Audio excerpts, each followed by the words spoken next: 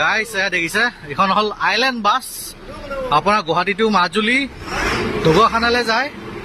আৰু বডি হ'ল আপোনাৰ গোবিন্দ মটৰ্ছ বাছখন ষ্টাৰ্টতে আছে ইয়াত Gobinda motors Majuli Dhakuakhana island bus ৱাও ভিতৰত যাম বাৰু আগতে আউটাৰ লুকটো দেখাইছোঁ বাৰু ইয়াত বাছৰ কাম চলি আছে ইয়াত পাইলট দাদা বহি আছে নমস্কাৰ দাদা ভালনে নামটো ক'ব আপোনাৰ ৰফিক বাছখন কেইটা বজাত যাব 6টাত ওলাব মৰ্ণিং আকৌ 7:30 পামগে মাজুলী মাজুলী 7:30 পাই যায় ন আৰু ডিনাৰ ক'ত কৰে আপোনালোকে ডিনাৰ এতিয়া আমনিত কৰিব বাছৰ টিকেটৰ দামটো কৰিব নেকি দাদা 750 অ'কে অ'কে বঢ়িয়া ভিতৰখিনি দেখাই দিছোঁ বাৰু কমফৰ্টেবল আছে আমাৰ গাড়ী সিটখিনিও ভাল দেখাম বাৰু এতিয়া চাম okay okay okay okay okay okay okay ধন্যবাদ ভাল লাগিল লগ পাই পাছত কেবিনটো দেখাইছোঁ এয়া গাইজ চাই ল'ব ওপৰত ৰেষ্ট কৰিবলৈ শ্লিপাৰ আছে ষ্টাফৰ কাৰণে আৰু যথেষ্টখিনি ডাঙৰ কেবিনখিনি আৰু ধুনীয়াকৈ সজাই ৰাখি চাওক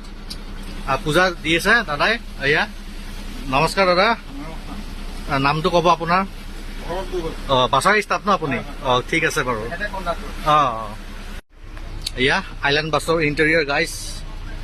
ধুনীয়াকৈ দেখাই দিছোঁ এয়া ধুনীয়াকৈ লাইট জ্বলি আছে আৰু পেচেঞ্জাৰ বহি আছে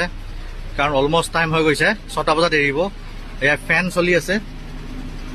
চবতে ফেন লাগি আছে আৰু এইখন এয়া দেখিছে ওপৰত এচি ভেন্স লাগি আছে কিন্তু এইখন এচি বাছ নহয় এনে বনাই থৈছে আৰু এচি ভেন্সখন কিন্তু ফেন আছে লগতে মই প্ৰথমতে এচি বাছ বুলি ভাবিছিলোঁ এয়া দেখিছে মজা এয়া দেখিছে পিছফালৰ চিটবোৰ দেখাই দিছোঁ কমফৰ্টেবল হয় বহুত আৰু স্পেচিয়াছ হয় এয়া পুছবেক চিট এয়া দেখিছে আৰামত বহি আছে ভাইটিহঁতে এয়া দেখাই দিছোঁ বাৰু পুছবেক চিটত বহি আছে লেগ স্পেচবোৰ ধুনীয়া এয়া কেনেকৈ চিটটো বঢ়িয়া ন মজা অ'কে অ'কে হেপী জাৰ্ণি ক'ত যাব আপোনালোকে যোৰহাট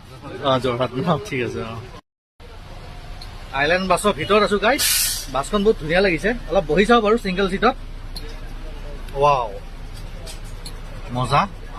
আৰু আছে লগতে চাৰ্জিং পইণ্ট এয়া তলত চাৰ্জিং পইণ্ট লাগি আছে